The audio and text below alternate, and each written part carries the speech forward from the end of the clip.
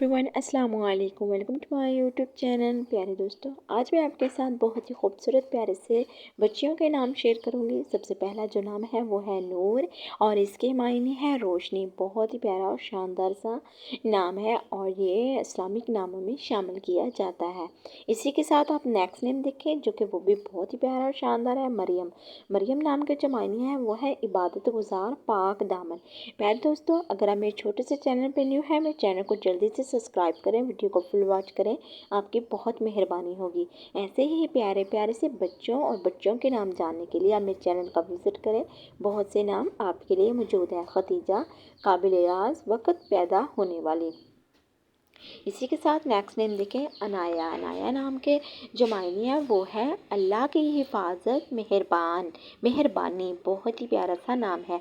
अनाया नाम भी इस्लामिक नामों में शामिल किया जाता है। इसी के साथ आप नेक्स्ट नेम देखें, अरीबा। अरीबा नाम के जो मायने हैं वो है अक्लमंद, समझदार। प्यारे दोस्तों, जब भी आप अपने बच्चे का नाम रखते हैं तो मायने ज़रूर चेक किया करें। अगर आप मेरे छोटे से चैनल पर न्यू है, चैनल को सब्सक्राइब और वीडियो को फुल वॉच करें।